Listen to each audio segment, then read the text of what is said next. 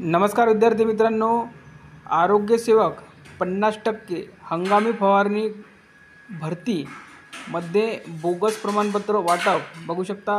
बंदी असूनही हंगामी फवारणी भरती बोगस प्रमाणपत्र वाटप। संपूर्ण माहिती बघूया। माहिती देण्यास आरोग्य विभागातील अधिकाऱ्यांची टाळाटाळ, स्पर्धा परीक्षा समन्वय समितीची चौकशीची मागणी।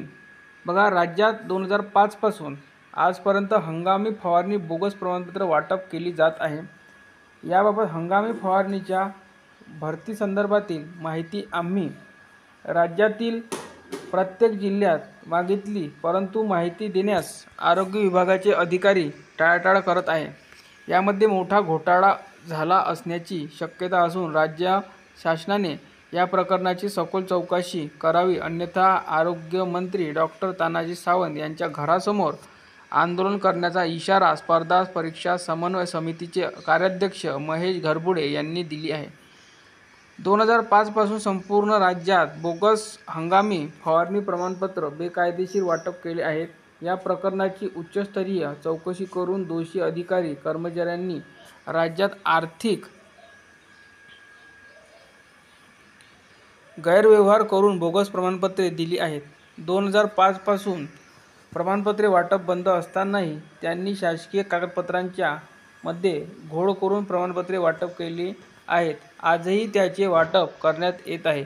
या प्रकरणाची सखोल चौकशी करून कायदेशीर कारवाई करत त्यांना कामावरून कमी करण्यात यावे, तसेच त्यांच्यासह त्यांच्या नातेवाईकांच्या मालमत्तांची प्रॉपर्टी चौकशी करण्यात यावी। एकट्या इंदापूर तालुक्यातील एका गावातील 70 ते 80 जण हंगामी फवारणी भरतीमध्ये बोगस प्रमाणपत्रे घेऊन नोकरीला लागले आहेत।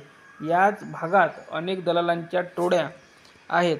तसेच बीडच्या वडझरी परिसरातील देखील हीच परिस्थिती आहे। याच परिसरातील दलालांची मोठी टोळी बोगस प्रमाणपत्रासाठी सक्रिय आहे।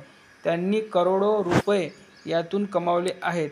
या प्रकरणाची सखोल चौकशी करून दोषी अधिकारी कर्मचारी यांच्यावर गुन्हा दाखल करून तातडीने कारवाई करण्यात यावी, अन्यथा आरोग्यमंत्र्यांच्या घरासमोर आंदोलन करण्याचा इशारा महेश घरबुडे यांनी दिला आहे।